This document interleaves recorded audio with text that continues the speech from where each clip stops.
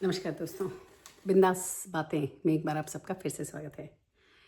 आज की चर्चा, आज हम बात करेंगे इज्जत देने के बारे में या फिर बचा के रखने के बारे में। आगे बढ़ूंगे तो शायद आपको समझ में आएगा। होता है ना कि आदमी कहता है कि भाई have to be kind to each other, we have to be generous, we have to be gentle, we have to be grateful and the best way is कि आप मतलब दूसरों की मदद करें और दूसरों को ज़रूरत हो तो वहाँ खड़े रहें उनके काम में और ऑल दोज थिंग्स, राइट। पर इन सब में क्या होता है ना कि जो लाइन है वो बड़ी पतली है कि कहाँ तक तो आप मतलब मदद कर रहे हो किसी की और वो समझ रहा है कि वो मदद है, और कब वो लाइन क्रॉस हो जाती है। तो मैं एक एग्जाम्पल दूंगी। जब हम जेनरोसिटी करते हैं ना, तो हम उम्मीद रखते हैं कि सामने वाले को पता चल रहा है कि हम उसके लिए कुछ एक्स्ट्रा कर रहे हैं, या फिर हम जो कर रहे हैं वो अपनी कंफर्ट से बाहर जाके कर रहे हैं। तो पहली बार क्या होता है, जैसे किसी को आपने मदद करी किसी चीज़ में, तो वो बहुत थैंकफुल होता है,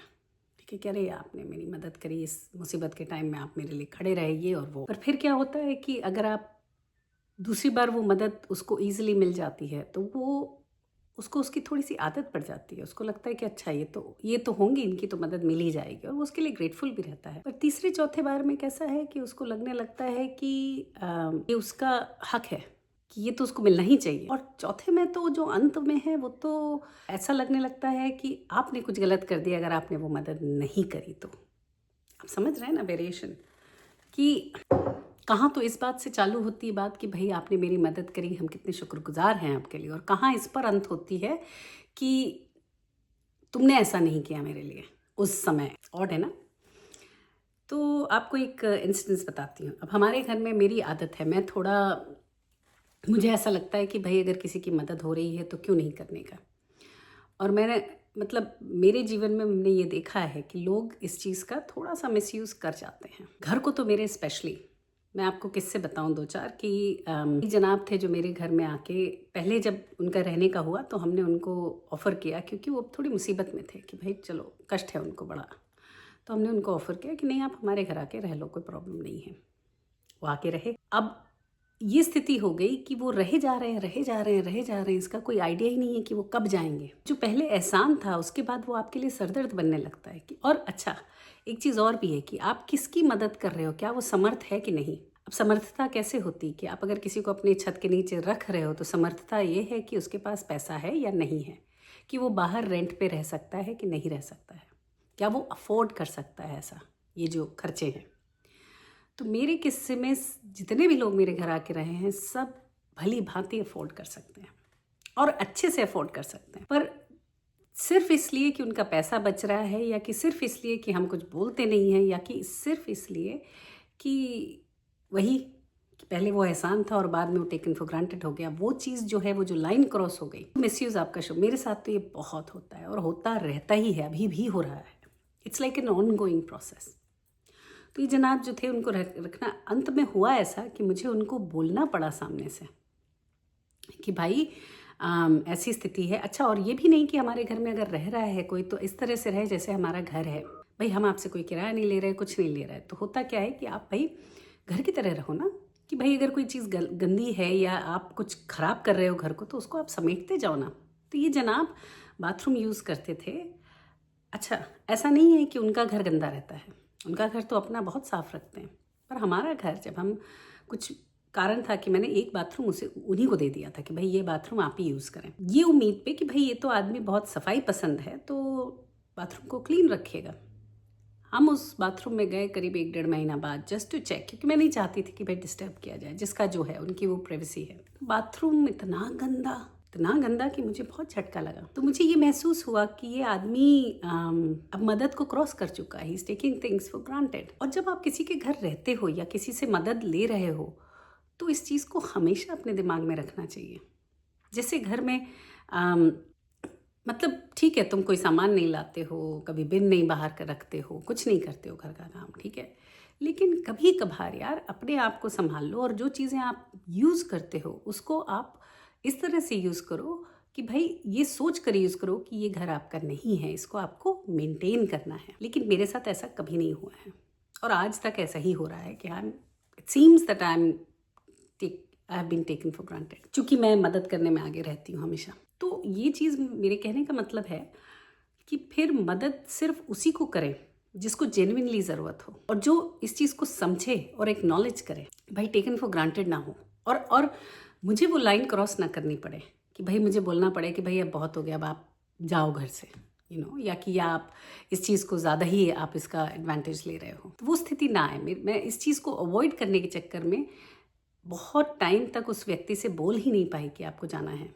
कि आपको अब इस घर में नहीं रहना चाहिए। मुझे लगे कि भाई ठीक है, शायद अब चला जाए, शायद अब वो अभी ना आए। तो लाइन बहुत बार क्रॉस होती है। तो इस चीज़ को बहुत संभाल के रखना है कि अपनी जो बाउंड्रीज़ हैं उनको सेट करना है। कोई सर्टनिटीज़ लाइफ में हमेशा होनी चाहिए। अगर आप किसी को मदद कर रहे हो तो किस हद तक करने वाले हो, कब तक करने वाले हो। तो जैसे कोई इंडिया से आया और हमारे साथ रहा, क्योंकि उस वक्त उसके पास जगह नहीं थी, तो जब उसकी नौकरी लग गई और उसका काम ठीक ठाक चलने लगा तो उसको अपने हिसाब से चले जाना चाहिए। फिर भी वो अगर आपके सर पे नाच रहा है तो यानी वो एक्सप्लॉइट कर रहा है। उस मदद को वो एक्सटेंड कर चुका है और वो ओवर स्टेप कर रहा है सारी चीज़ों में।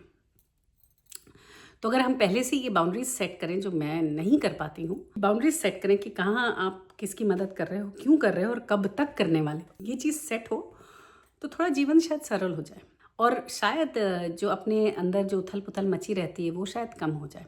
क्योंकि क्या होता है कि जब ऐसा आपका एक्सप्लॉयटेशन हो रहा होता है, it's like a relationship, right. तो आप रिलेशनशिप में भी फंसे रहते हो ना किन्हीं कारणों से, और आप अंदर से कुढ़ते रहते हो। तो ये जो कुढ़न है ये आपकी नहीं जाती। तो ये इसलिए बाउंड्रीज सेट करनी है कि जिससे आपकी जो कुढ़न है वो ना रहे।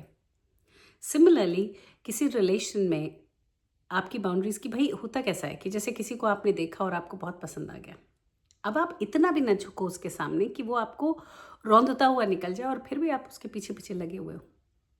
तो अपनी बाउंड्रीज सेट करो। क्या चीज़ आपकी लाइफ में प्रायोरिटी रखती हैं? क्या आप ये चीज़ करोगे या वो चीज़ करोगे? ऐसा है ना कि भाई किन्हीं किन्हीं चीज़ों में ये चीज़ जानना ज़रूरी है कि भाई मैं किस हद तक जाऊंगी इस व्यक्ति के लिए। अगर मुझे कोई पसंद है या किसी के साथ मैं समय बिताना चाहती हूँ तो उस व्यक्ति के लिए मैं क्या करूँगी कि भाई अगर वो मेरे टेक्स्ट का जवाब नहीं दे रहा है तो क्या मैं लगी रहूँगी? या वो कोई प्लान आगे से नहीं बनाता, सारी चीज़ की पहल आप ही करते हो, क्या मैं लगी रहूँगी? फ्रेंडशिप में भी ऐसे ही होता है।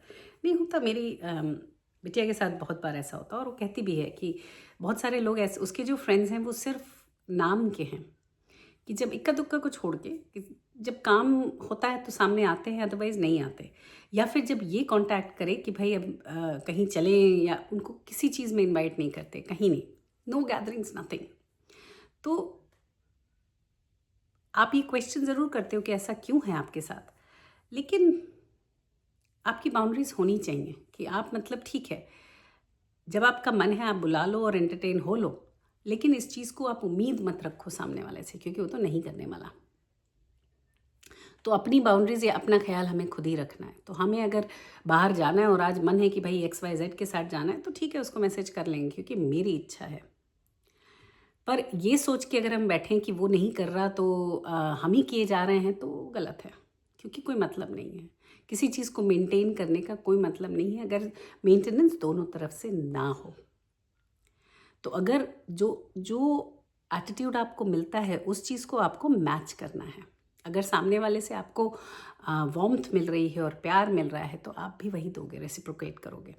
जो अगर आपको कोल्ड एटीट्यूड मिल रहा है तो फिर आपको उस व्यक्ति को उसी वक्त समझ जाना चाहिए कि दिस इज़ इट, इसके साथ मुझे ऐसे ही बिहेव करना है, या फिर मुझे अपनी बाउंड्रीज सेट करनी है और मुझे अपनी बेइज्जती और अपना सम्मान जो है उसको बनाए रखना है।